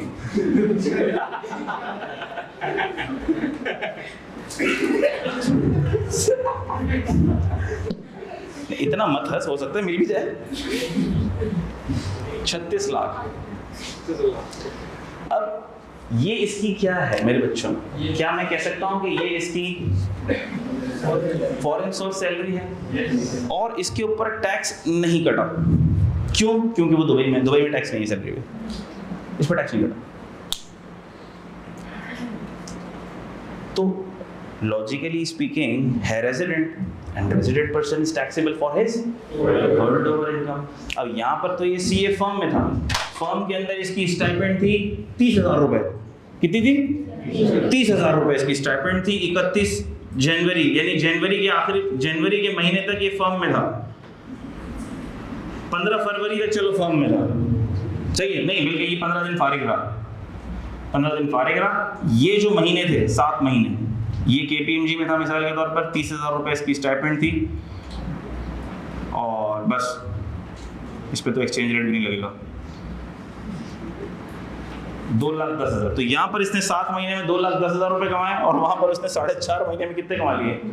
36 लाख रुपए। इसी तरह भाग जाते। अच्छा, लेकिन इसके पेपर पास नहीं थे। देखो आज अगर पेपर किसी के पास होते हैं ना तो फर्म में भी मिनिमम पैकेज 1.5 लाख रुपए पेपर जिसके पास हो जाए, पूरे पास होने के बाद, उससे पहले नहीं। तो ये तो इसके पास होने से पहले की बातें हैं। तो 2,10,000 रुपए। तो अब इसके पूरे साल की इनकम कितनी हो गई? ये पीएसआई हो गई इसकी, क्या ख्याल है? ये पीएसआई हो गई, ये एफएसआई हो गई, एफएसआई, क्योंकि इसकी फॉरेन सोर्स में है ही सिर्फ एफएसएस। और फॉरेन कंट्री में फॉरेन एम्प्लॉयर ने टैक्स नहीं काटा। अब क्या करें सर, इस इनकम को टैक्सेशन से कैसे बचाएं? हमने कहा आ जाओ, ये लॉ है, ऐसे लोगों के लिए ये लॉ है। पिछली एग्जाम्पल मैंने तुम्हें डिफरेंट दी थी, एग्जाम्पल को थोड़ा सा डिफरेंट रखोगे तो कॉन्सेप्ट समझ आ जाएगा। मिस्टर अकबर वाली एग्जाम्पल में मैंने ये एग्जाम्पल दी थी, वो पहले यूएई में काम कर रहा था, यूएई में जॉब छोड़कर फिर कहाँ गया? पाकिस्तान में। उस केस में भी वो पाकिस्तान में रेजिडेंट था, लेकिन ये एग्जाम्पल डिफरेंट दी मैंने। ये एग्जाम्पल क्या दी मैंने? ये पाकिस्तान में था, जॉब हो गई और कहाँ चला गया? यूएई चला गया। तो मैंने एग्जाम्पल जानबूझ के डिफरेंट दिए, क्योंकि इस एग्जाम्पल पर ये एग्जेम्पशन अप्लाई करूंगा मैं, उस पर नहीं होती है एग्जेम्पशन अप्लाई, इस पे होगी। हर घोड़े गधे में मत कर देना, ये एग्जेम्पशन उस एग्जाम्पल पे अप्लाई नहीं होगी। आओ देखते हैं कैसे। लिखा हुआ क्या है? Where are citizen of Pakistan, हाँ सर सिटीजन तो है, leave Pakistan during a tax year, और ये पाकिस्तान छोड़कर जा रहा है इस साल। वो छोड़कर नहीं जा रहा था वो, तो उस पे ये exemption. Where a citizen of Pakistan leaves Pakistan during a tax year and remains abroad abroad during that tax year. हमने कहा सर फिर जब वो गया तो वापस ना पलटा, साल के आखिर तक बाहर ही रहा, वापस नहीं आया, बाहर ही रहा, वापस साल के आखिर तक यानी 30 जून तक वो पाकिस्तान में वापस नहीं आया। तो हमने कहा कि अब जो सैलरी इसने कमाई है भले इस पे टैक्स ना लगे, ये फॉरेन सोर्स सैलरी क्या हो जाएगी, भले इस पर बाहर के एम्प्लॉयर ने टैक्स नहीं लगाया लेकिन फिर भी ये फॉरेन सोर्स सैलरी क्या हो जाएगी, भले यूएई के साथ कोई टैक्स ट्रीटी नहीं है फिर भी ये फॉरेन सोर्स सैलरी क्या हो जाएगी। बात समझ आती सबको, ये बात क्लियर होती है। अच्छा थोड़ा सा मैं चेंज कर रहा हूं, एग्जांपल चेंज कर रहा हूं। फॉरेन सोर्स रेंट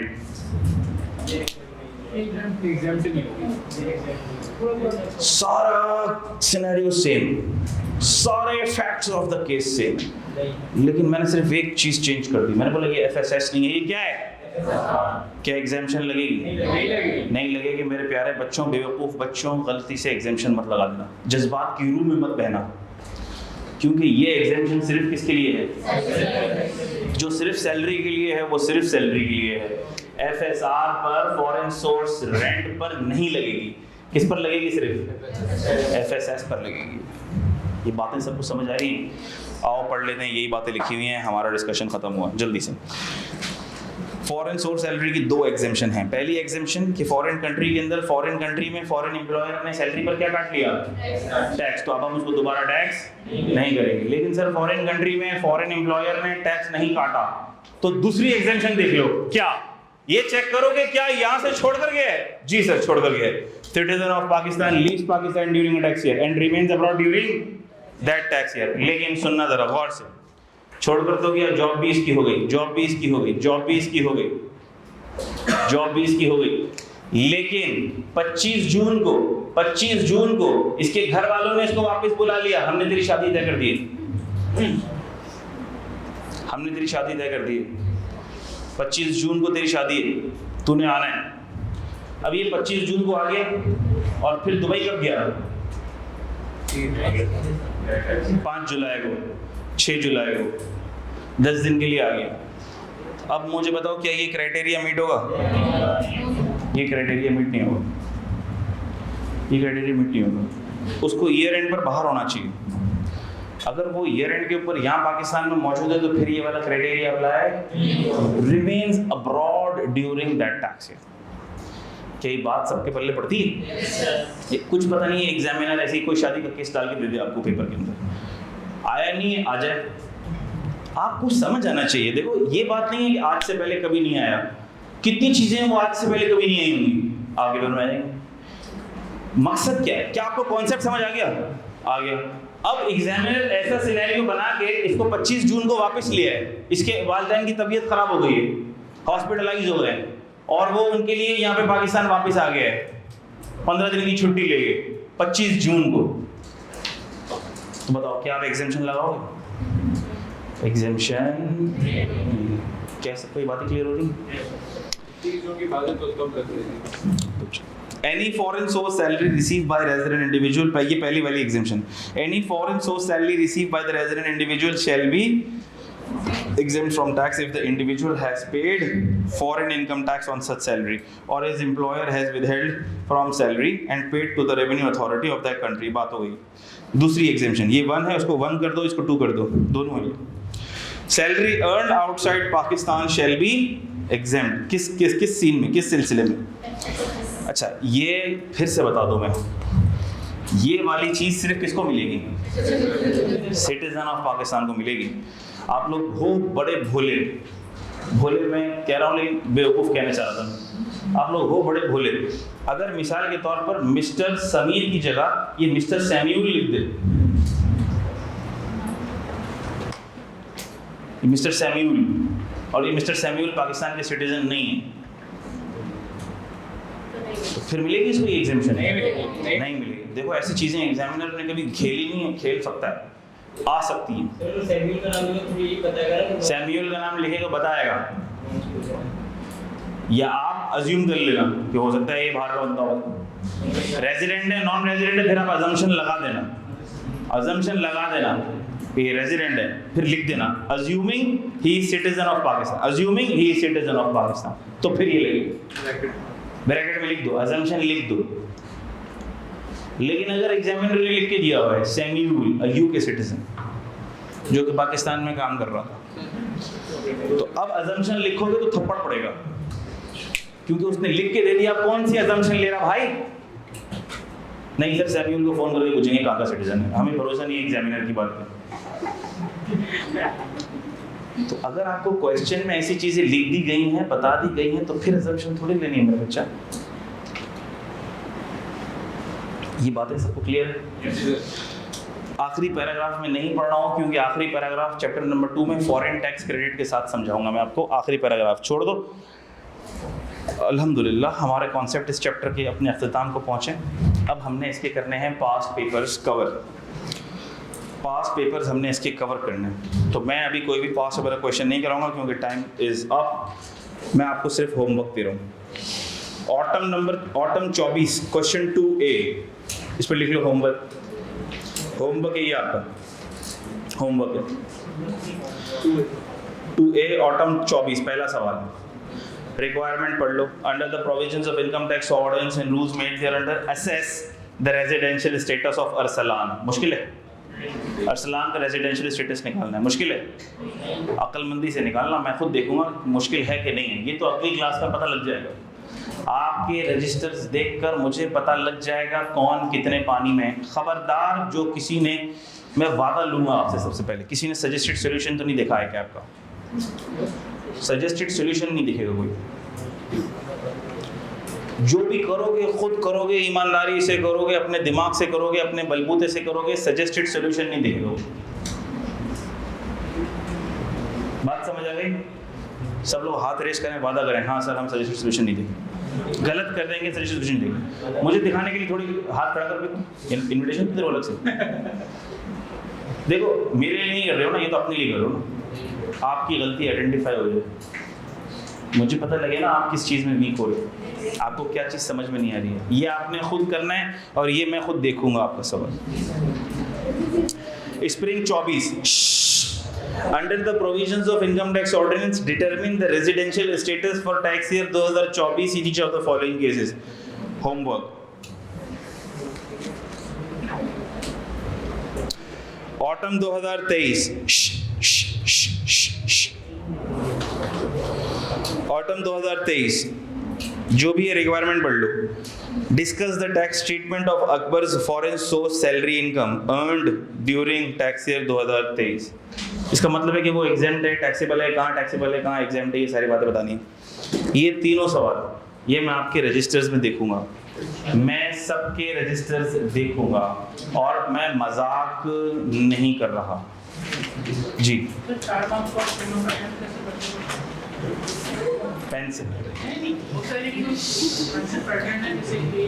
कोई पैटर्न नहीं है, तुझे जो समझ आता है तो लिख, बस लिखना अंग्रेजी में। एक ही शर्त है, कसम है तुझे, अंग्रेजी में लिखना, उर्दू में मत लिखना। बस डेज की काउंटिंग करनी है, डेज की काउंटिंग करनी है। अब मिसाल के तौर पर 183 डेज हो गए, तो आपने क्या बोलना है?